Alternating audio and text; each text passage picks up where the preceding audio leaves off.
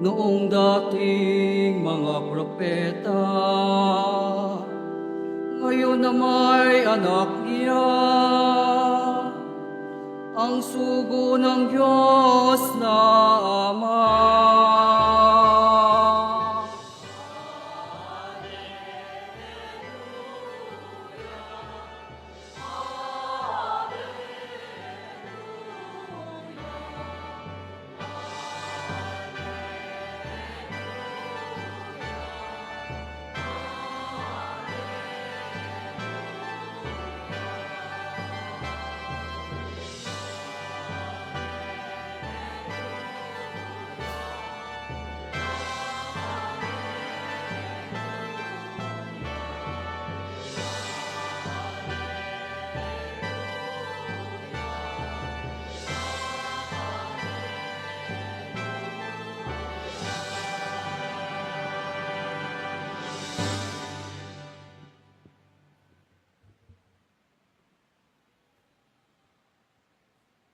Sumainyo ang Panginoon.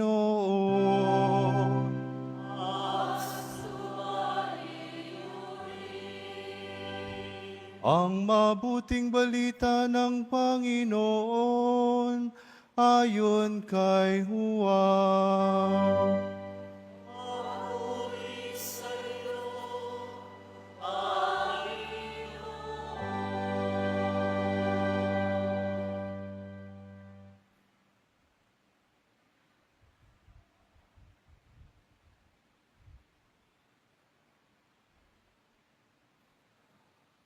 Nang suguin ng mga Hudyo sa Jerusalem ang ilang saserdote at levita upang itanong kung sino siya, sinabi ni Juan ang katotohanan. Sinabi niyang hindi siya ang Mesiyas. Kung gayoy, sino ka? Tanong nila. Ikaw ba si Elias? Hindi po, tugon niya. Ikaw ba ang propetang hinihintay namin? Sumagot siya, hindi po. Sino ka kung gayon? Tanong nila uli. Sabihin mo sa amin para masabi namin sa mga nagsugo sa amin. Ano ang masasabi mo tungkol sa iyong sarili? Sumagot si Juan, ako ang tinig ng isang sumisigaw sa ilang. Tuwirin ninyo ang daraanan ng Panginoon. Ang propeta Isaías ang may sabi nito. Ang mga nagtanong ay sugo ng mga Pariseo. Muli nilang tinanong si Juan, bakit ka nagbibinyag? Hindi pala naman ikaw ang Mesiyas, ni si Elias, ni ang propeta. Sumagot siya, ako'y nagbibinyag sa tubig, ngunit nasa gitna ninyo ang isang hindi ninyo nakikilala. Siya ang susunod sa akin, subalit hindi ako karapat-dapat magkalag man lamang ng tali ng kanyang panyapak. Ito'y nangyari sa Betanya, sa ibayo ng Hordan, na pinagbibinyagan ni Juan. Ang mabuting balita ng Panginoon. Pinupuri ka namin, Panginoon Yesu Cristo.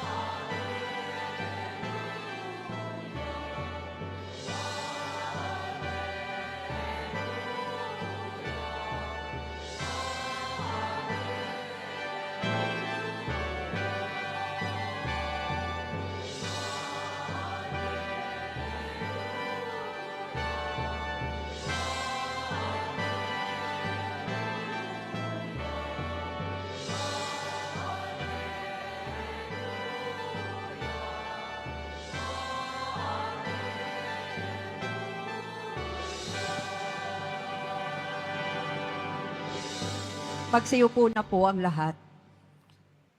Una po sa lahat ay ang aking pagbati ng isang magandang tanghali po sa inyong lahat. Pwede rin bang batiin ninyo ang inyong mga katabi ng magandang tanghali?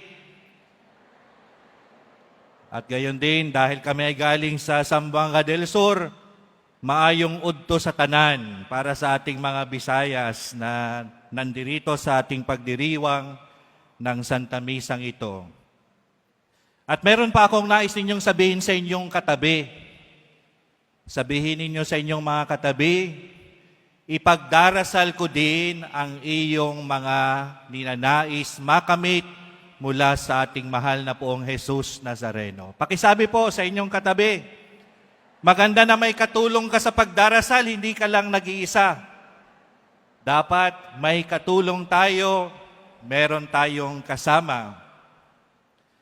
Bago ko po simulan ang ating pagninilay sa tanghaling ito ay ang aking pagpapasalamat sa rektor ng ating shrine ng poong Jesus Nazareno, si Father Ramon J. Licuanan, at sa kanyang mga kasamahan dito sa Basilica, si Father Jonathan, Father Robert, at Father Marion, at sa ating diakono rin si Reverend Gio.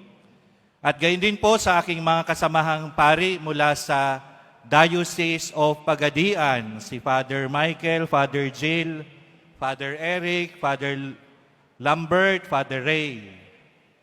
Sila po ay kasama ko na nagpipilgrimage dito sa ating dambana ng mahal na poong Jesus Nazareno.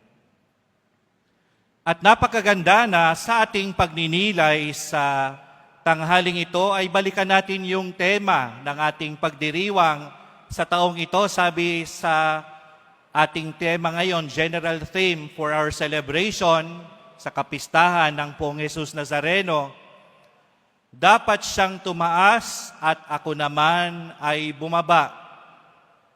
At ito ay ang mga salita na binitiwan ni San Juan Bautista para ihanda ang pagdating ng ating Mesiyas, ang ating Panginoong Hesukristo. At kung babalikan po natin yung ating mga pagbasa, dalawang questions yung maririnig natin. Doon sa ating first reading mula sa unang sulat ni San Juan, ay ang kanyang pagtatanong, sino ba ang sinungaling? Alam nyo, sa ating modernong kapanahunan ngayon, nagpro-proliferate, lumalaganap yung mga fake news, yung mga walang katotohanan. At siyempre, ito yung marahil ay ina-address ni San Juan sa kanyang unang sulat. Sino nga ba ang sinungaling? At doon sa ating gospel reading mula rin kay San Juan, narinig natin yung sinabi ni Juan Bautista nang siya'y tanungin ng mga saserdote at mga Levita na sinugo ng mga Pariseo, nang siya'y tanungin, sino ka ba? Sabi doon sa ating gospel reading, sinabi ni Juan ang katotohanan. At dito makikita natin yung relationship ng katanungan sa ating unang pagbasa, sino ba ang sinungaling? Ang kasagutan ay nasa ating ebanghelyo. Ang pagsasabi ng katotohanan ang siyang panlaban natin sa mga sinungaling. At ito ay pinatunayan ni San Juan Bautista na siyang patron ng ating parokya dito sa ating lugar. At napakaganda na mula sa katanungan na ito ay makita din natin yung kahalagahan ng katotohanan sa ating buhay dahil si Jesus mismo ang nagsasabi, ako ang daan, ang katotohanan at ang buhay. Sino man na nasa katotohanan ay palaging nasa panig ng Panginoong Diyos. Sino man na nasa katotohanan ay palaging handa na paglingkuran ang misyon na ipinagkatiwala sa atin ng ating mahal na Panginoong Hesukristo. Kaya masasabi natin na ang ating pagdedebosyon sa Poong Jesus Nazareno ay kinakailangang magdala sa atin, una, para mahalin natin at yakapin ang katotohanan. At mula sa pagmamahal at pagyakap na yon sa katotohanan ay ang ating tungkulin, ang ating misyon na ang katotohanan na ito ay ating ipahayag, na ang katotohanan na ito ay ating mapanindigan sa ating araw-araw na pamumuhay. At sa pagdiriwang natin na ito ng Misa Nobenaryo, sa karangalan ng ating mahal na Poong Jesus Nazareno, nais kong pagtuunan din natin ng pansin ang imahe ng ating mahal na Poon. Tayo bilang mga tao, normal sa atin na umiwas sa mga bagay na magdadala sa atin ng pagtitiis o sakripisyo o pagpapakasakit. There is that normal tendency in us to look for comfort, na maging komportable at maaliwalas at maayos ang ating mga buhay. Subalit, kung titingnan natin ang imahe ng ating mahal na Poong Jesus Nazareno, it is not an image of comfort. It is not an image na kung saan masasabi nating maginhawa, bagkos it is an image, ito ay isang imahen ng paghihirap at pagtitiis. Pasa ni Jesus ang krus, may koronang tinik, na paluhod dahil sa bigat ng kanyang dinadala, larawan ng pagsasakripisyo, larawan ng pagpapakasakit. Subalit, bakit ba ito naging attractive sa atin? The mere fact na tayo ay nandirito ngayon, tinitingnan natin ang imahe na ito bilang isang imahen na kung saan nakakatagpo tayo ng hinahanap nating comfort, ng hinahanap nating consolation sa ating mga buhay.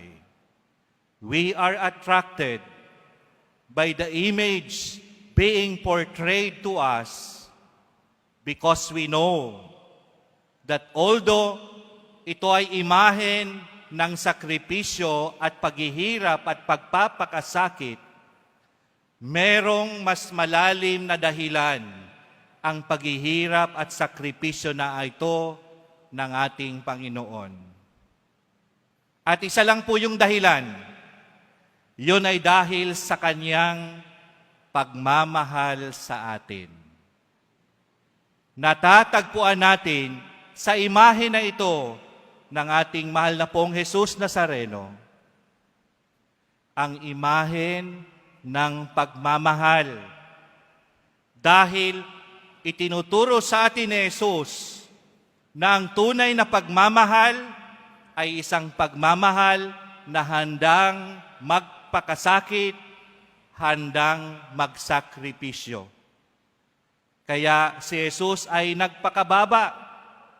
Kinuha niya yung ating katawan bilang tao na mamuhay bilang isa sa atin para ipakita niya ang kanyang pagmamahal sa atin. At dalawang bagay tungkol sa pagmamahal na ito ang nais kong bigyang pansin natin sa ating pagdiriwang ngayon.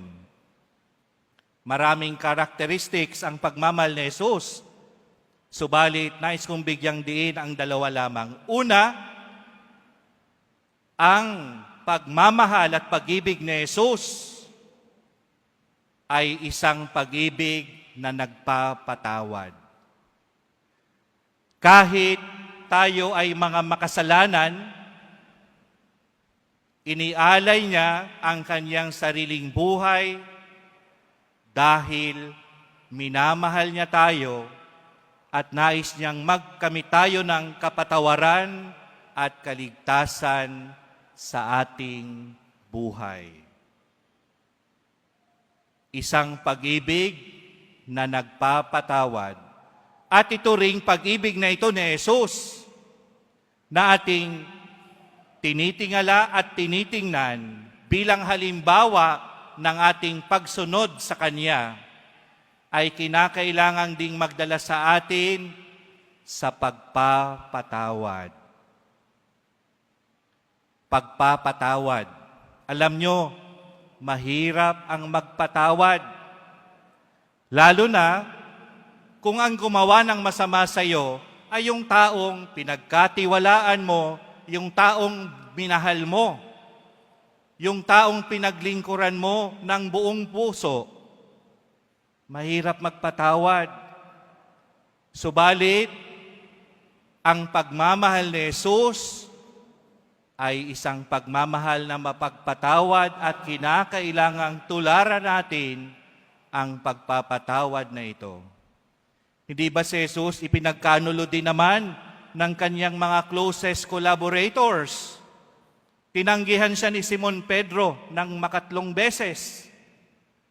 Subalit, despite the pain and hurt he may have experienced, he forgave. Siya ay nagpatawad. At ito rin yung hinihingi sa atin, yung pagdedebosyon natin sa ating mahal na pong Jesus Nazareno, mawawalan niya ng saysay kung tayo mismo ay hindi pa rin nakakapagpatawad sa mga taong nagkasala sa atin.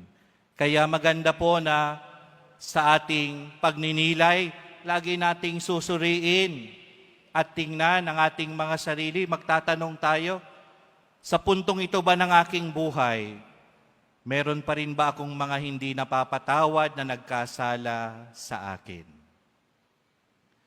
Ang ikalawa na masasabi nating mahalagang karakter ng pag-ibig ni Jesus na siyang dahilan ng kanyang pagsasakripisyo para sa atin ay walang iba kundi ang pagmamahal ni Jesus ay palagi nang magdadala ng minamahal niya palapit sa ating Amang nasa langit. Sa napakaraming tao na lumapit kay Jesus para humingi ng kagalingan sa kanilang mga karamdaman, sa mga makasalanan na lumapit kay Jesus para humingi ng kapatawaran, nakamit nila yung kagalingan na yon. At dahil sa tinanggap nilang biyaya na yon, sila ay natulungan ni Jesus na makalapit sa ating Amang nasa langit. Ang pagmamahal ni Jesus ay isang pagmamahal na nagdadala sa minamahal palapit sa ating Amang nasa langit, patungo sa kaharian ng ating Amang nasa langit. Kagaya ni Juan Bautista, tinulungan niyang napakaraming tao para matagpuan si Jesus, para magbalik loob sa ating Amang nasa langit. At ito yung ikalawa rin na hamon sa atin na nagdedebosyon. Na ang ating pagmamahal na ito ay maging daan para tayo ay magsilbing mga tulay ng ating kapwa, ng ating pamilya, ng ating mga kasamahan sa trabaho, ng ating mga kaibigan, para sila rin ay mapalapit sa ating Panginoong Diyos. Bawat isa po sa atin ay may misyon. At ano yung misyon na yon?